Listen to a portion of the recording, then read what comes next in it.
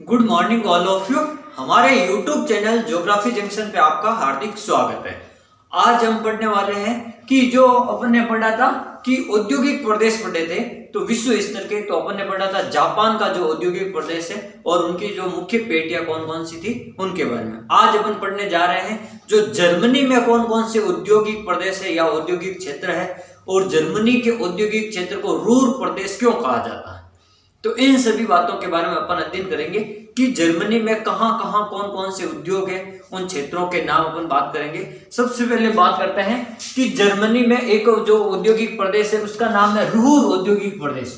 रूhr यानी जहां पर कोयला व लोहा इस्पात का जो उद्योग है वो सबसे ज्यादा होता है ना, इसलिए उसको क्या कहते हैं, रूhr प्रदेश कहते हैं। यानी जर्मनी के जैसा भारत में भी एक रूhr प्रदेश है। अपन छोटा नागपुर के पठार को भारत का रूhr प्रदेश कहते हैं क्योंकि वहां खनिजों के भंडार तथा कोयला और इस्पात ज्यादा है। तो यहाँ पर भी खनिजों के भंडार और कोयला और इस्पात की मात्रा ज्यादा है, इसलिए अपन इसको क्या कहते हैं, जर्मनी का रूhr औद्योगिक प्रदेश कहते हैं। जैसे अपन बात करते हैं जर्मनी का यह सर्व प्रमुख औद्योगिक क्षेत्र है। जो रूhr प्रदेश औद्योगिक क्षेत्र है ये एक जर्मनी का सबसे महत्वपूर्ण औद्योगिक क्षेत्र है क्योंकि यहाँ पर लगभग सभी प्रकार के उद्योगों को बढ़ावा दिया गया है और सभी प्रकार के उद्योग यहाँ पर लगे हुए हैं और ये एक विकसित औद्योगिक प्रदेश क्षेत्र है। यहाँ पर विकसित देश शामिल है। जैसे अपन बात करते हैं मुख्यतया कोयला व इस्पात उत्पादन केंद्र है। ये जो रूhr प्रदेश है मुख्यतया कोयला व इस्पात का उत्पादन क्षेत्र है। किसका है, कोयला व इस्पात। मैंने क्या कहा था कि मुख्य क्षेत्र रूhr प्रदेश क्यों कहते हैं, क्योंकि यहाँ पर कोयला व इस्पात के वहत भंडार है या यहाँ पर कोयला और इस्पात से कई सारे उद्योगों का निर्माण हुआ। तो अपन बात करते हैं अगली, यह यूरोपीय उद्योगों के मध्य क्षेत्र में, जैसे यूरोप महाद्वीप है तो यह यहाँ पर मध्य क्षेत्र में स्थित है, इसलिए यह सबसे ज्यादा महत्वपूर्ण भी है क्योंकि चारों ओर से सभी उद्योगों से जुड़ा हुआ है। तो इसलिए सबसे मध्य में यह अंतर्वर्ती में यह उद्योग फैला हुआ है, रूhr प्रदेश मध्य में। फिर बात करते हैं यह यूरोप का सबसे बड़ा, यहां पर यानी जो रूhr प्रदेश है जर्मनी का, वहां पर यानी कोयले का एक सबसे बड़ा, यूरोप महाद्वीप का, यूरोप देश का सबसे बड़ा जो कोयले का भंडार है कोकिंग। तो कोकिंग जो भंडार है कोयले के वो इसी क्षेत्र में, कहां पर, रूhr क्षेत्र में। कोयला का सबसे बड़ा भंडार है यूरोप में कोकिंग क्षेत्र। यह आंतरिक जल मार्गों की सर्वाधिक जो प्रणाली है जर्मनी में है। ये जो उद्योग भी जर्मनी में है और यहाँ पर जो जल मार्गों का जो आंतरिक आवागमन के जो साधन है या जो आवागमन की जो प्रणाली है वो सर्वोत्तम किस्म की है यूरोप में। जैसे जर्मनी में, यूरोपीय महाद्वीपीय देशों में जर्मनी में जल मार्गों का जो प्रबंधन है या जो प्रणाली है वो सबसे महत्वपूर्ण योगदान देती है। राइन तथा उसकी सहायक नदियां नहरों द्वारा आपस में जुड़ी हुई एक मुख्य नदी है जो राइन नदी है, जो इन औद्योगिक प्रदेशों के मध्य वो क्या जल परिवहन का काम करती है या बाहर को आयात निर्यात करने का काम करती है। तो वो जो मुख्य नदी है राइन और उससे जुड़ी हुई कई अन्य उनकी सहायक नदियां हैं जो इस औद्योगिक प्रदेश को चारों ओर से जोड़े हुए रखती है अन्य उद्योगों से।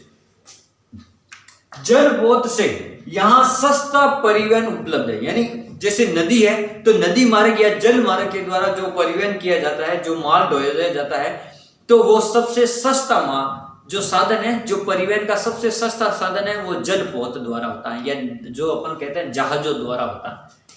फिर अपन बात करते हैं कि रेल मार्गों व सड़कों के जाल बिछा क्षेत्र है। यानी ये जो औद्योगिक रूhr प्रदेश है क्यों प्रसिद्ध है, ये सब यहाँ पर बेस्ट किस्म के, जैसे रेलगाड़ियां भी है, जहाज भी है या नदियों से जुड़ा हुआ भी है, ये बीच में बसा हुआ औद्योगिक क्षेत्र है, कोयला व इस्पात के या भंडार भी है।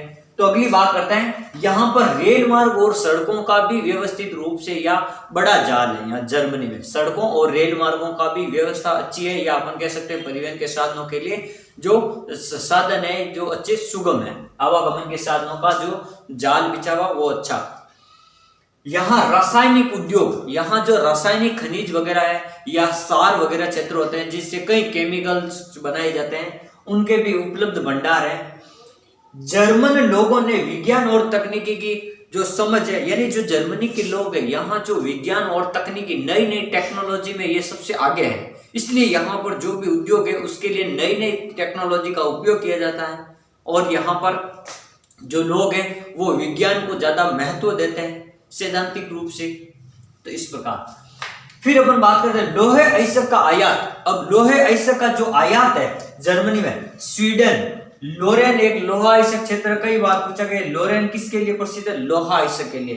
तो देखो स्वीडन, लोरेन, स्पेन, अल्जीरिया, ट्यूनीशिया, ये जो मुख्य क्षेत्र लोहे इस्पात के लिए प्रसिद्ध है, स्वीडन, लोरेन, स्पेन, अल्जीरिया, ट्यूनीशिया। जो ये लोरेन क्षेत्र तो हो गया फ्रांस का, और ये अल्जीरिया और ट्यूनीशिया यह अफ्रीका महाद्वीप के देश हैं। ये ध्यान रखना, ये अफ्रीका महाद्वीप के देश है अल्जीरिया और ट्यूनीशिया। और स्वीडन, यहां से जो नोबेल पुरस्कार दिए जाते हैं शांति के, नोबेल पुरस्कार स्वीडन से दिया जाता है। यानी जो 5 पुरस्कार दिए जाते हैं नोबेल के क्षेत्र में, तो यहाँ 4 यहां से दिए जाते हैं। और शांति का जो नोबेल पुरस्कार है वो ओस्लो से दिया जाता है। ठीक है, स्वीडन की राजधानी ओस्लो से शांति का नोबेल पुरस्कार दिया जाता है। बाकी स्टॉकहोम स्विट्जरलैंड है, वहां से दिए जाते हैं 4 पुरस्कार। फिर अपन बात करते हैं कपास, ऊन और रेशम का विदेशों से यहाँ आयात भी अच्छे होता है। यानी कपास बाहर से मंगवाते हैं, रेशम मंगवाते हैं, और यहाँ पर उनका उद्योग लगा हुआ। जैसे सभी उद्योगों का राइन व उसकी सहायक नदियों का आपस में जुड़ा हुआ है। और यहाँ पर एक प्रसिद्ध बंदरगाह कोलोन बंदरगाह, यानी जो नदियां आपस में जुड़ी हुई है और उनसे व्यापार करने के लिए जो बंदरगाह है, वो यहाँ का बंदरगाह का नाम है कोलोन बंदरगाह। क्या नाम है? कोलोन बंदरगाह। फिर बात करते हैं इस्पात उत्पादक क्षेत्र।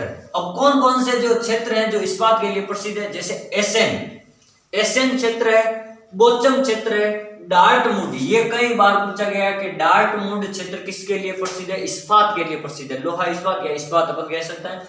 फिर एक है दुसेल फार्म, ये स्थान महत्वपूर्ण है इस जर्मन में, दुसेल फार्म। फिर एक डुइसबर्ग, और ये तो यहाँ पर ये क्षेत्र हो गए इस्पात के।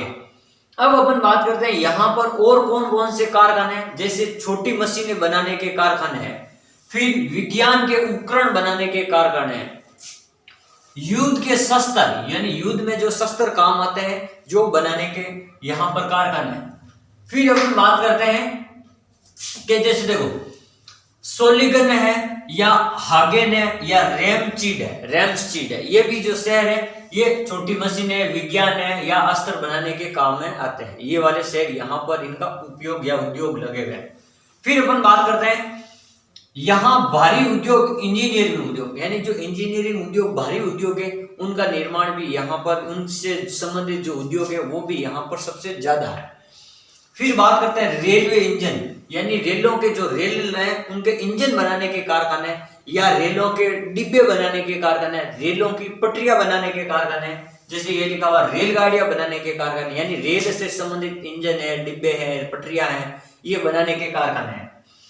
फिर मोटर गाड़ियां, यानी बड़ी बड़ी जो मोटर गाड़ियां उनका निर्माण, बड़ी बड़ी क्रेन जो हाइड्रो क्रेन होती है उनका निर्माण, बड़े बड़े बुलडोजर जिनका निर्माण किया जाता है, जेसीबी बुलडोजर वगैरह, यानी क्रेनों का निर्माण, बुलडोजर का निर्माण, इस्पात के गड्ढरों का निर्माण। जैसे कोई भी बड़ा मकान होता है तो वहां पर बीच में एक लोहे का गड्ढर लगा होता है, यानी उसको अपन लोहे की जो पट्टी लगा होता है, एंगल लगा होता है, उसको क्या कहते हैं? गार्डर कहते हैं अपन। तो लट्ठों का निर्माण या कृषि औजार, यानी जो कृषि से जुड़े हुए कई सारे बड़े बड़े औजार, जो मशीनें वगैरह यांत्रिक कृषि के लिए जो विस्तृत कृषि की जाती है, वहां यंत्रों से कृषि की जाती है, मशीनी कृषि की जाती है, तो उनके औजार, ट्रैक्टर के पार्ट्स वगैरह, ये सभी यहाँ के मुख्य महत्वपूर्ण इस क्षेत्र के प्रसिद्ध है। फिर अपन बात करते हैं कि यहाँ पर सूती वस्त्र के कौन कौन से क्षेत्र है। एक लिखा हुआ वुपर्टल एक क्षेत्र है, एक है मुंचेन, एक है रॉक, एक है रहीन, वुटरवल, मुंचेन, रॉक, रहीन, बारमेन, एबरफेल्ट, और एक लिखा हुआ एरलोंगस। ये क्षेत्र है जो सूती वस्त्र उद्योग के लिए प्रसिद्ध है। बारमेन है, मुंचेन है, रॉप है, रहीन है, और एंगरलोन है, एबरवेल्ट है, ये वाले आपको ध्यान रखते हैं। फिर अपन बात करते हैं यहाँ पर सूती वस्त्रों का भी जो 2-3 शहर है, जैसे सुदेलदॉर्फ, सासेबर्ग या बारमेन। देखो ये जो सुदेलदॉर्फ है ये बारमेन है, या एक ये बार-बार आता है। देखो यहाँ पर भी आया हुआ है ये सुदेलदॉर्फ, या अपन कह सकते हैं ये डुइसबर्ग, और यहाँ आगे भी आएगा यहाँ डुइसबर्ग और सुदेलदॉर्फ। तो ये महत्वपूर्ण क्षेत्र है, ये ध्यान रखना आपको। फिर रेशम उद्योग के लिए एक क्षेत्र है पूरे फैल। फिर अपन बात करते हैं कि जो कोकिंग उद्योग है, कोकिंग उद्योग के उपज को, यानी जो कोयला बनाने या इससे जैसे रासायनिक बनाने के 2-3 जो पार्ट्स हैं, जो कच्चा माल है, उसको क्या कहते हैं, एक तो उपजोतों से माल प्राप्त होता है, एक लिग्नाइट कोयला से, एक स्थानीय पोटास से। इनके निक्षेपों से रासायनिक उद्योग का निर्माण किया जाता है। इन उद्योगों में रसायन यानी केमिकल वगैरह बनाया जाता है। किन किन से? उपजोतों से, लिग्नाइट कोयले से और पोटास से, जो स्थानीय मात्रा में वहां से पोटास के निक्षेप है वहां से। इनसे जो रसायन उद्योग यहाँ पर सबसे ज्यादा महत्वपूर्ण क्षेत्र में या महत्वपूर्ण स्थान रखता है रसायन उद्योग। रसायन उद्योग का केंद्र एक सारे है। जर्मनी में सार सेंसी केंद्र है, तो ये यहाँ पे सार केंद्र है, तो ये आपको ध्यान रखना, सारे रासायनिक उद्योग का बड़ा केंद्र है।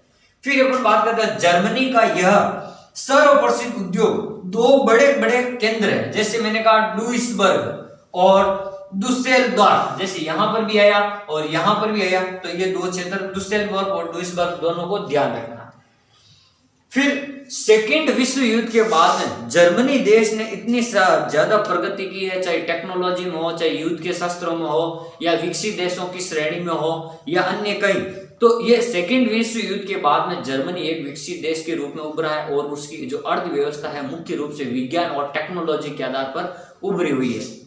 यानी वहां पर नए नए प्रयोग होते रहते हैं, नए और उनसे नए बड़ी यंत्रिक मशीनें बनाई जाती हैं, बड़े बड़े उद्योग विकसित किए जाते हैं।